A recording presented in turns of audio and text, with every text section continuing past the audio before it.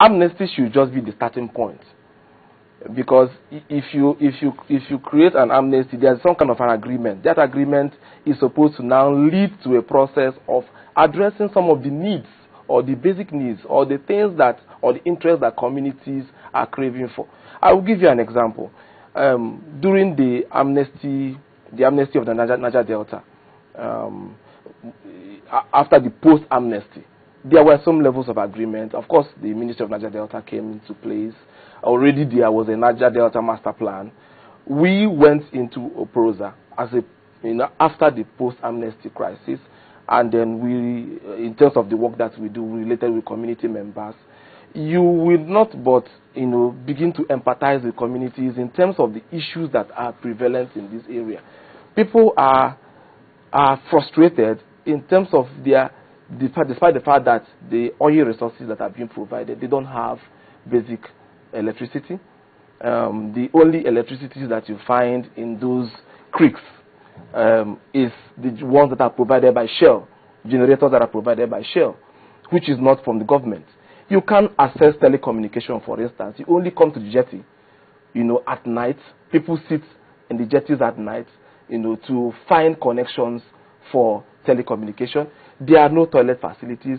Women are complaining of going blind because of the water that they use to bath.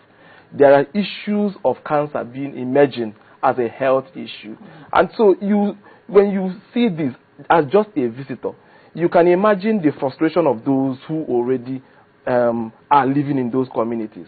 So you would have been expecting that with the amnesty, which provided a temporal order, I won't call it peace, that it will have set in motion, some level of discussion processes on what needs to be done to address the needs of communities, so that communities feel a sense of belonging and participation in the issues of governance. That will need to be done in the case of the northeast of Nigeria. Yes, it's not just about northeast, because even after you are looking at the north, other issues are emerging. Nasarawa is coming up.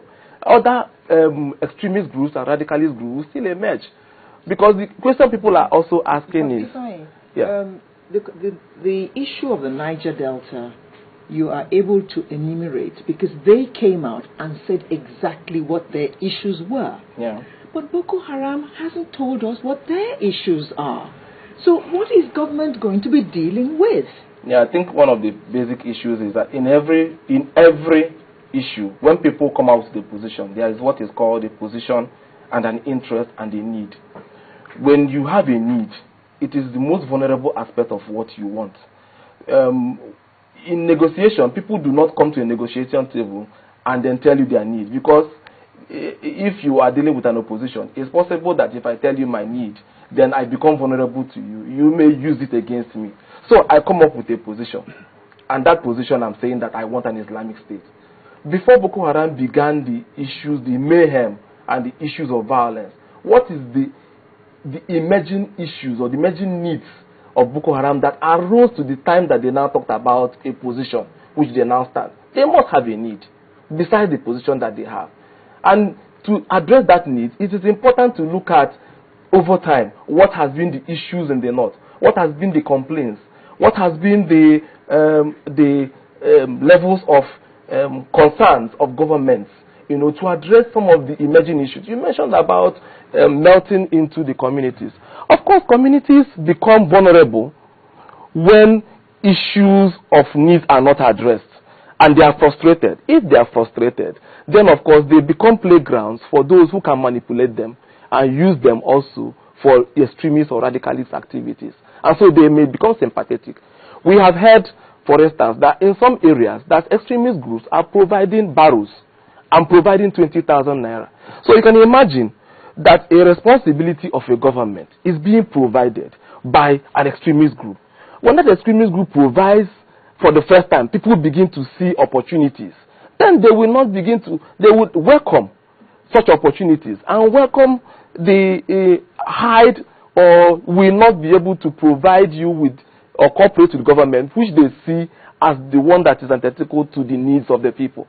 So it becomes difficult, So I think the things that needs to be done is, we are not saying that the amnesty should not go on, but it should not be a blanket amnesty.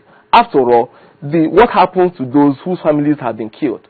What happens to all the murderous activity, the criminality that have existed? And so it needs to go in a form that looks at the rule of law, the need to prosecute. People need to see the system of judicial system working, and then look at those who need to benefit from the amnesty. And then at the longer run, you look at proper engagement of community members to look at the issues of needs, which makes them limit the vulnerabilities. And then you can now begin to talk about cooperation from communities when issues of extremism or people who want to disturb the peace in the states or in the communities now emerge. But this must be heart-wrenching for government, because this has happened at a time when government is stretching a hand forward, talking about amnesty, and had actually called for a ceasefire to provide a window for discussions to take place, and suddenly the whole thing escalates. So what do you think is going on in their minds? You're a security expert. Why do you think they have picked this time to escalate their atrocities?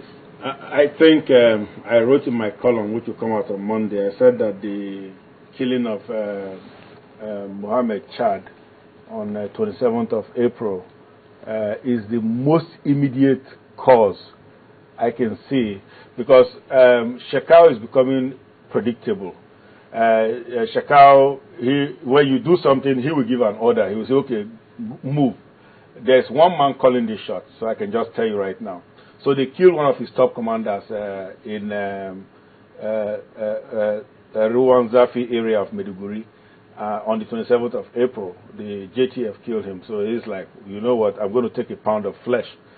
So I think there's a lot of misunderstanding. I think we should first go back and understand what this whole Boko Haram business is about, or what we call Boko Haramism, what it's all about. Because I hear a lot of people, throw out all kinds of, bandy all kinds of ideas around which have no bearing whatsoever on it. Now, we have done a lot of work at NIIA. We've done a lot of work on the international level, studying this phenomenon very deeply.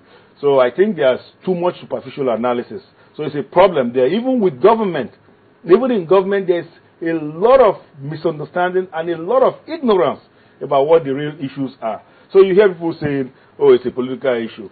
It's poverty. It's this. It's none of those. It has nothing to do with any of that. What is it? No, let's leave that. I'm not going to say what it is, but I know it's not that. I know for a fact, and as a scholar, and I'm saying that with authority, I know for a fact it's none of that. So, but let's go back to the tactical situation. Now, you asked about the government and how they are feeling. Of course, I mean, amnesty is just an olive branch that is being presented. But I hope you know that the government did not pull out the troops from the area. One of the requests that was made of President Goodluck Jonathan when he went to Maiduguri was pull out JTF. And he said, no way, Jose. Give me a guarantee of peace, then I'll pull them out. So you see, that guarantee has not been given, so he hasn't pulled them out. In other words, there is a military operation on ground to save the lives of Nigerian citizens in that area. Because we know that these terrorists, they are not just locals. There's a lot of incursion from Niger, from Chad, even from Cameroon. So they have confederates from all over. Look, when Mohammed Yusuf, the leader of Boko Haram, was alive, he had emirs in all these countries. Emirs, that is leaders. So Boko Haram is a franchise throughout, in fact, in at least 5 to 6 West African countries. So it's not a local problem only in Nigeria.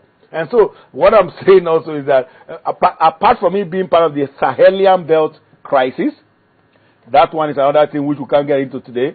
It is part of a big problem that's going to affect all these countries that are contiguous to Nigeria.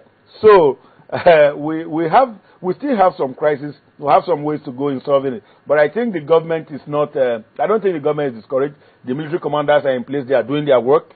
They are defending their places. Now, I just issued a statement yesterday and saying that what our military commanders and our police personnel, now, Bama and Lafia, they are worlds apart. Bama is BH activity, Lafia is court activity. But the problem with Lafia was that there was no the bad guys had intelligence on police intentions to come and cause arrest. So they laid